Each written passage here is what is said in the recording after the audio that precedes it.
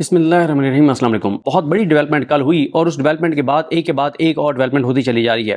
وہ ڈیولپمنٹ یہ ہوئی کہ کل اچانک ایک لیٹر سامنے آتا ہے کہ چیف جسٹس پاکستان جسٹس قاضی فائز عیسیٰ صاحب نے 4 ایڈہاک ججز کے نام تجویز کیے ہیں اور انہوں نے فیصلہ کیا کہ سپریم کورٹ میں 4 ایڈہاک ججز لگانے ہیں۔ اس کے پیچھے کہانی کیا تھی ابھی پتہ یہ چل رہا ہے کہ ایک جج نے معذرت کی، پھر دوسرے نے بھی معذرت کر لی ہے، گو کہ اس خبر کی تصدیق بھی کریں گے، تفصیلات بھی آپ کو بتائیں گے۔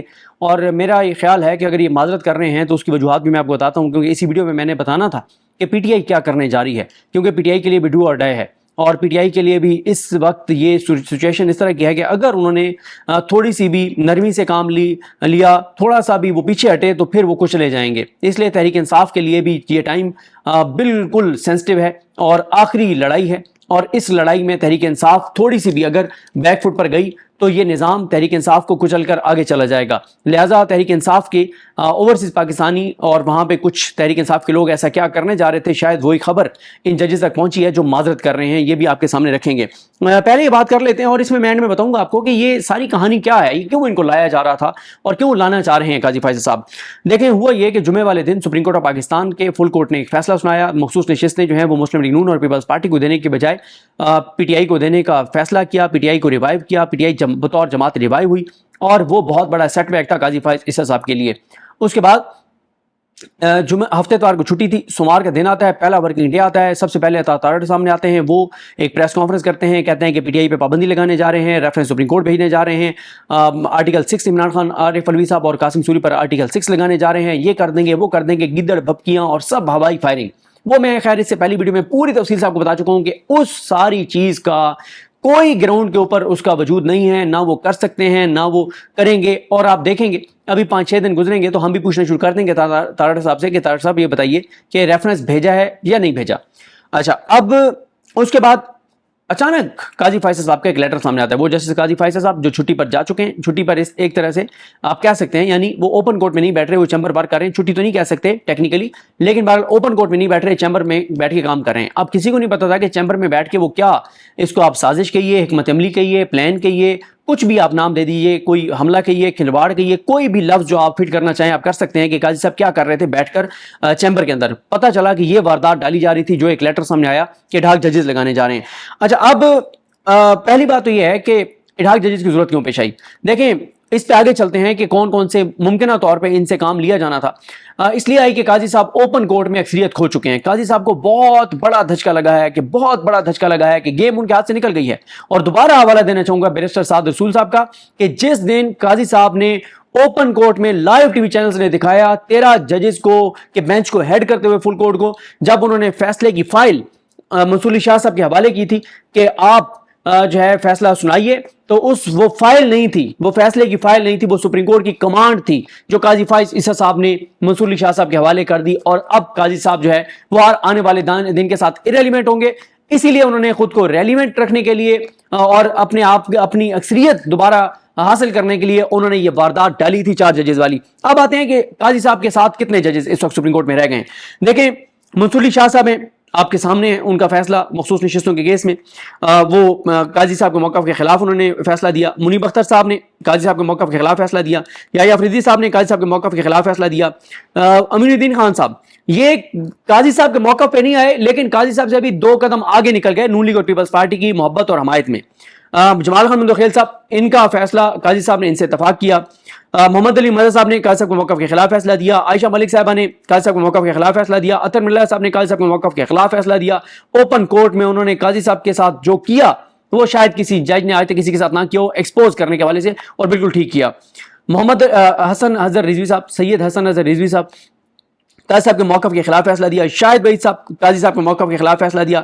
مسرت ہلالی صاحبہ، ان کو بڑا مس کیا ہوگا قاضی صاحب نے، کیونکہ یہ ریمارکس جو بھی دیں جاتی ہمیشہ قاضی صاحب کے ساتھ ہیں، یعنی یہ جو مرضی ہو جائے جاتی قاضی صاحب کے ساتھ ہیں۔ ان کو بڑا مس کیا ہوگا قاضی صاحب نے اس بینچ میں، اگر یہ ہوتی تو شاید قاضی صاحب ان کے فیصلے پہ دستخط کر دیتے اور یہ قاضی صاحب کے ساتھ ان کے موقع میں جاتی۔ اس کے بعد عرفان سعادت خان صاحب، انہوں نے جو ہے وہ قاضی صاحب کے موقف کے خلاف جو ہے وہ ووٹ دیا۔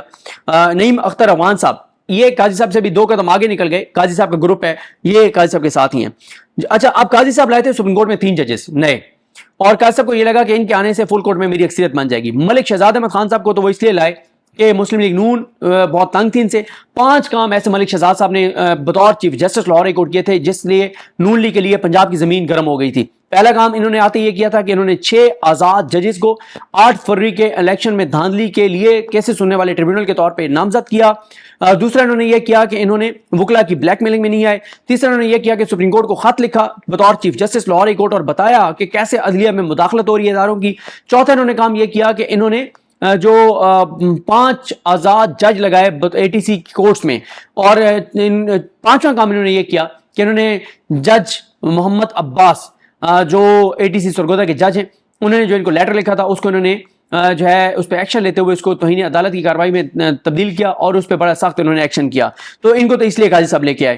اس کے بعد عقیل عباسی صاحب تھے. عقیل عباسی صاحب نے ایک بینچ میں بیٹھ کر مخصوص وہ ٹریبیونلز والے کیس میں جو انہوں نے ریمارکس دیے ہیں تو واضح کر دیا ہے کہ وہ قاضی صاحب کی لائن ٹور نہیں کریں گے, وہ اپنے انڈیپینڈنٹ مائنڈ رکھتے ہیں.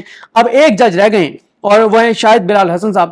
ان کو ابھی تک قاضی صاحب نے ایک بینچ میں بٹھایا ہے جو امپورٹنٹ بینچ ہے ملٹری کورٹس والا, اس میں ابھی تک یہ خاموش ہیں. ان کا پتہ چل جائے گا کہ یہ قاضی صاحب کے ساتھ ہیں یا نہیں ہیں. تو یہ میں نے آپ کو بتا دیا کہ اب آپ اس میں دیکھ لیں کہ اس میں یعنی قاضی صاحب کے ساتھ جو ججز ہیں وہ 5 رہ گئے ہیں, 5 رہ گئے ہیں, چھٹے قاضی صاحب ہیں. تو 11 جج سپریم کورٹ کے قاضی صاحب کے خلاف ہیں. قاضی صاحب کسی بھی معاملے پہ فل کورٹ بناتے ہیں تو 11 جج قاضی صاحب کے خلاف ہوں گے, 5 جج ان کے ساتھ ہوں گے, چھٹے وہ خود ہوں گے. 11-6 سے فیصلہ آئے گا جو بھی قاضی صاحب فل کورٹ بناتے ہیں. اب فل کورٹ بنائیں گے کیوں, اس پہ بعد میں آ کے بات کرتے ہیں. اب آتے ہیں اس بات پر کہ قاضی صاحب نے نام کس کس کے دیے. اچھا اس میں بھئی آپ کو اتنا مسئلہ ہے کہ آپ کہہ رہے ہیں کہ کیسز کا بیک لاگ بڑھ گیا ہے, تو آپ ہائی کورٹس میں لاہور ہائی کورٹ میں 20 سے 25 ججوں کی سیٹیں خالی ہیں. آپ لاہور ہائی کورٹ میں تو جج لگائیں. آپ یہاں پہ سپریم کورٹ میں ہائی کورٹ سے ایڈ ہاک ججز لا سکتے تھے, آپ ان کو لے آتے, زبردست کرمنل کیسز کے ججز کو لے آتے. پھر آپ نے جو 4 نام دیے ہیں, مقبول باقر صاحب, مشیر عالم صاحب, سردار طارق مسعود صاحب, مظہر عالم میاں خیل صاحب, ان میں سے کون سا جج ہے جو جس کی بڑی لینڈ مارک ججمنٹس ہوں اس کے اوپر کرمنل لا کے اوپر, کرمنل کیسز میں, فوجداری مقدمات میں, کون سا ایسا جج ہے جس کے اوپر بہت ایکسٹرا آرڈنری جو ہے وہ لینڈ مارک ججمنٹس ہوں اور بندہ کہے کہ جی یہ وہ سارا کچھ. میں آپ کو ایک کمپیریزن بتا دیتا ہوں. اگر آپ کو اتنے مسئلہ ہے کرمنل کیسز کا, آپ نے مظاہر علی اکبر نقوی صاحب کو نکالا ہے, ذاتی آپ کا مسئلہ تھا, نون لیگ کا مسئلہ تھا, مریم نواز کی خواہش تھی, وہ مریم نواز جلسوں میں لاڈلی خواہش کرتی رہی کہ نکالو مظاہر علی اکبر نقوی کو, تو آپ نے کیونکہ میاں صاحب کی خواہش پہ ایک جج کو ریزائن کروایا, اعجاز الحسن صاحب کو, تو پھر ظاہر ہے میاں صاحب کی بات مانی گئی تو مریم صاحبہ بھی اس نظام کی لاڈلی ہیں. انکلز نے کہا کہ بھتیجی کی بھی ایک بات پوری کرنی ہے, تو بھتیجی کی خواہش پہ مظاہر علی اکبر نقوی صاحب کو نکالنا تھا. اب مجھے بتائیں کہ مظاہر علی اکبر نقوی صاحب جو ہیں انہوں نے 30 سے 35 ہزار کیسز, بلکہ اس سے بھی زیادہ کرمنل کیسز کے فیصلے کیے بطور جج لاہور ہائی کورٹ کے. اور یہ مظاہر علی اکبر نقوی صاحب کی 108 رپورٹڈ ججمنٹس ہیں پونے 4 سال میں, اس میں فوجداری مقدمات میں یعنی فیصلوں میں. یہ رپورٹڈ ججمنٹ وہ ہوتی ہے جس میں کسی لا پوائنٹ کو اس کی انٹرپریٹیشن کی جاتی ہے, اور ایسی انٹرپریٹیشن کی جاتی ہے جو نیچے کی عدالتوں میں پریزیڈنٹ کے طور پہ جو ہے, شاید بھی آ جائیں جو پریزیڈنٹ کے طور پہ آ جائیں کوٹ کی جا سکتی ہیں, جو جرنل ہے اس میں شائع ہوتی ہیں, اور اس پہ نیچے کی عدالتیں جو ہے اس سے گائیڈ لائن لیتی ہیں, اور نیچے کی عدالتیں اسے گائیڈ لائن لے کے اور اس پہ اس کو فالو کرتی ہیں. وہ ہوتی ہیں رپورٹڈ ججمنٹس, یعنی جس میں کسی لا پوائنٹ کی ایسی تشریح کی گئی ہو جو ایک نئی اس کی انٹرپریٹیشن کی گئی ہو, جس پہ پھر ایک نیچے کی عدالتیں اس کو فالو کرتی ہیں اور پھر آگے لے کے چلتی ہیں مقدمات کو.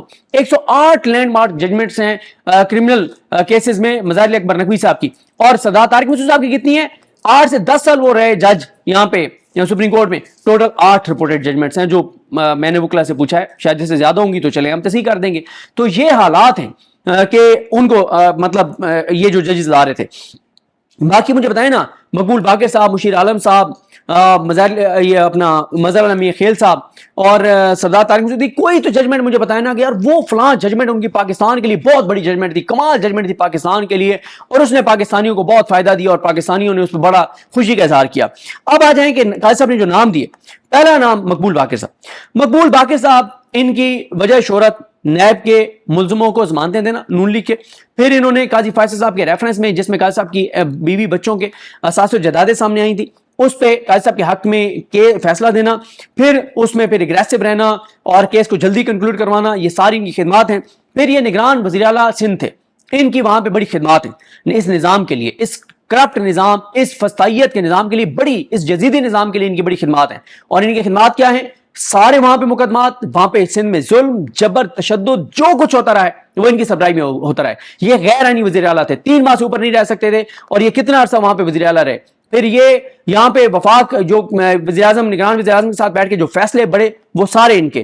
پھر مقبول باقر صاحب جو ایم کیو ایم کو یہ سارا مینڈیٹ یہ ان کے ناک تلے ملا ہے نا. ایم کیو ایم کو کراچی میں جو سیٹیں ملی ہیں ان کے ناک تلے ملی ہیں. یہ اس وقت نگران وزیر اعلیٰ تھے، اور یہ سارا کچھ. اور یہ محسن نقوی صاحب کے بڑے زبردست دوست ہیں، بڑے قریبی ان کے دوست ہیں. اس کے بعد مشیر عالم صاحب، مشیر عالم صاحب آپ کیونکہ وہ معذرت بھی کر چکے ہیں، آگے ویڈیو میں بات کریں گے کیا وجوہات ہیں. تو وہ حدیبیہ کا فیصلہ قاضی صاحب کے ساتھ تھے. شریف خاندان کے لیے اس سے بڑا فیصلہ نہیں ہو سکتا. اصل شریف خاندان کی کرپشن کے ثبوت، پیسہ باہر بھجوانے کے ثبوت حدیبیہ میں تھے، کہ وہاں پہ تو جن کے نام پہ اکاؤنٹس کھولے گئے وہ تک بیان دے چکے تھے. ان کے گھر کی خواتین کے نام پہ اکاؤنٹس تھے، کیسے ہوا، کیسے منی لانڈرنگ، ہر چیز جو ویل ڈاکومنٹڈ تھی منی لانڈرنگ کی وہ حدیبیہ تھی. ان کے سارے کیسوں کی ماں کہا جاتا ہے حدیبیہ کو، جو mother of all corruption cases Sharif خاندان کے. ان کی اس حدیبیہ کو قاضی فیصل صاحب نے بند کیا، اور قاضی صاحب نے اس وقت تھریٹ بھی کیا تھا میڈیا کو، کوئی اس پہ کمنٹ نہیں کرے گا، تبصرہ نہیں کرے گا، اور اینڈ میں شریف خاندان کے حق میں فیصلہ دے دیا. فیض آباد دھرنا کیس میں بھی مشیر عالم صاحب جو ہے وہ قاضی صاحب کے ساتھ تھے، اور مشیر عالم صاحب سینئر تھے اور یہ جونیئر تھے، اور سارا کچھ قاضی صاحب نے کیا تھا.